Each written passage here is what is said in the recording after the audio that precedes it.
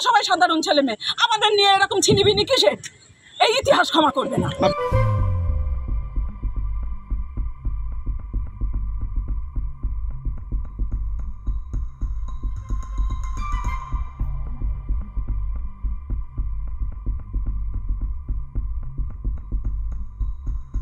আজকে কি কারণে আপনারা রাস্তায় নামতে বাধ্য হলেন?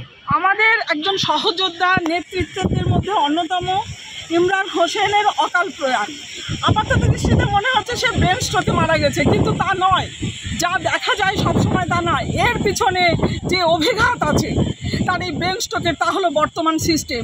দীর্ঘদিন ধরে লড়াই আন্দোলনে আছে, মাত্র 29 বছর একটা তরতাজা যুবক। অঙ্কে ম্যাথামেটিক্সে সে এমএসসি বিএড, তার সে নেতৃত্ব দিয়েছিল। সে নতুন এসএলএসটি নিয়োগ হবে, 2 বছর অতিক্রান্ত। একটু আগে সুশান্তর কাছে শুনলেন, ও নোটিফিকেশান দিয়ে ধরে ধরে বলল যে শীঘ্র বিজ্ঞপ্তি জারি হবে। আজকে 2024 ক তারিখ? 6 তারিখ। এটা শীঘ্র? মুখ্যমন্ত্রী 14 তলায় বসে একখানা ভাষণ দিচ্ছেন, প্রতিশ্রুতির বন্যা বয়ে যাচ্ছে।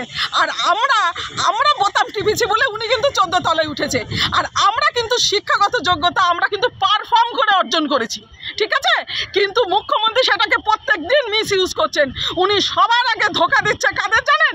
এই আমাদের শিক্ষিত যুবক যুবতীদের, যাদেরকে বলেছিলেন না নাকি সব ডবল চাকরি হবে, এখন না ট্রিপল মৃত্যু।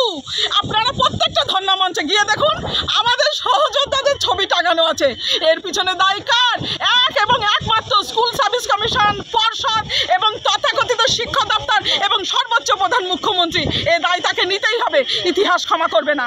আজ হয়তো আপনারা আমাদেরকে নিয়ে খিল্লি করছেন, ভাবছেন ওরা কি করতে হবে।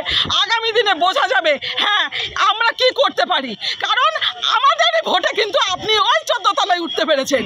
সুতরাং আমাদের সিদ্ধান্তের উপর নির্ভর করবে কে 14 তলায় থাকবে আর কে 14 তলাতে নামবে।